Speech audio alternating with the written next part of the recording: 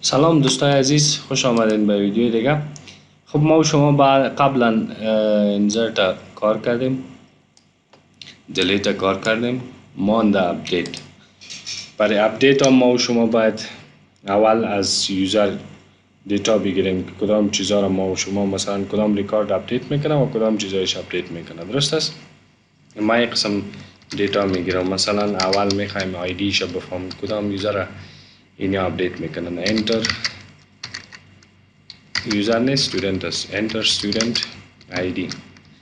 مثلا یک کسی از استودنت صدم اپدیت میکنه. خب چیش اپدیت میکنه؟ ما برش میگم اول خب آیدی شو بگیرن. ما نوشته میکنم اینتیجر یو آیدی، نوشته میکنم اپدیت آیدی. صحیح؟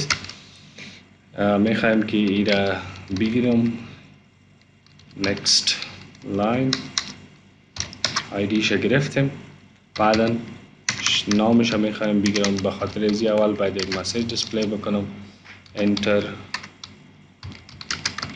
student name. بعد از اون میشه که اینجا نوشته کنیم integer نه string name، چون نیم قبلا داریم. ما اینجا یک یو هم امرایش اضافه میکنیم، یو نیم، چون این نیم به خاطر اپدیت استفاده میکنیم. scanner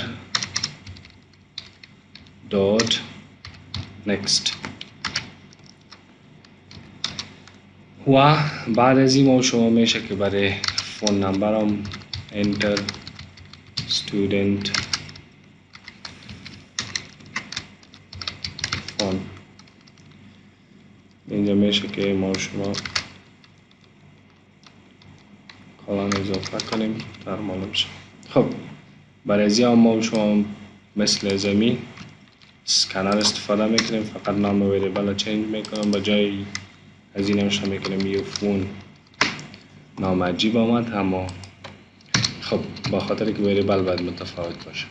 خب ما و شما را چی کردیم؟ حالا باید ما و شما چی نوشته کنیم؟ کوئری داشته باشیم. اینجا نوشته میکنیم string query، اینجا نوشته میکنیم کوئری باید بسازیم. چه قسم کوئری بسازیم؟ update، نام تیبل چی است؟ student set. کدام کالم ها رو میتونیم تغییر بدیم؟ name. خب نام مساوی. بعد از اون update کوئری باید به این شکل بیا. اینجا در کامنت براتون نوشته میکنم باید این شکل بیا update student set name equals to single quotation، بعدا باید نام بیا. صحیح؟ نام حالا فعلا در یک وریبل، بعدا کاما، بعدا کلم دیگه که از فون equals to، بعد از اون نمبر تلفن باید بیا. و بعد از اون باید چی بیا؟ where id equals to، بعدا id شخص بیا. درست است؟ به این شکل باید ما شما کوری بتانیم بسازیم. خب من اینجا نوشته میکنم. بعد از این ما شما سینگل کوتیشن کار داریم. بعد از مساوی اینجا یک سینگل کوتیشن هم اضافه میکنم. بعدا پلاس این نام شخص که است، نام شخص دینی ویریبل است. صحیح؟ پس به خاطر نام شخصی ویریبل کانکاتینیت میسازم. باز نوشته میکنم پلاس.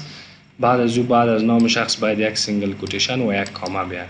پس اینجا یک سینگل کوتیشن و یک کاما را چی میکنیم؟ اضافه میکنیم. بعد از او باید چی بیاد؟ فون. فون هم نوشته کردم مساوی. بعد از مساوی هم یک سینگل کوتیشن است. سینگل کوتیشن هم شما اینجا نوشته کنین. بعد نمبر تلفن می، این نمبر تلفن باید شما در کجا دارین؟ در این وریبل دارین. پس اینجا نوشته میکنیم یو فون پلاس.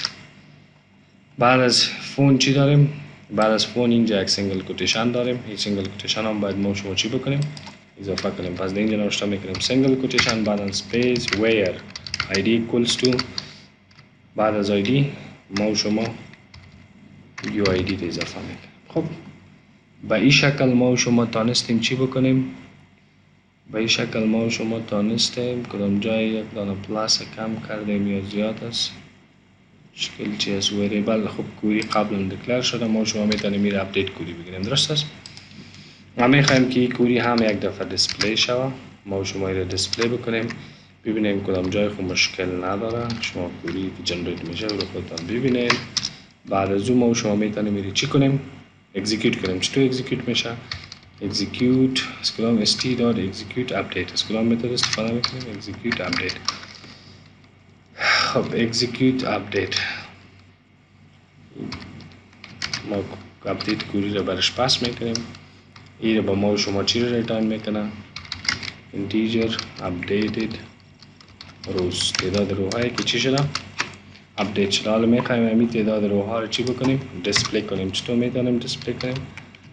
به این شکل میتونیم دیسپلی بکنیم. مثلا اینجا نوشته میکنیم updated rows plus مثلا 2 row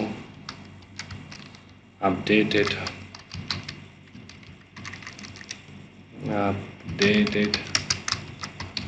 successfully.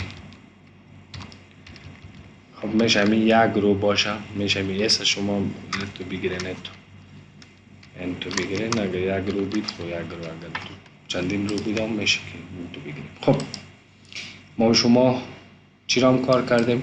اپدیت هم کار کردیم، مکمل شد. مانده فقط سلکت. انشاءالله در ویدیو بعدی سلکت هم براتون کار میکنم. تشکر.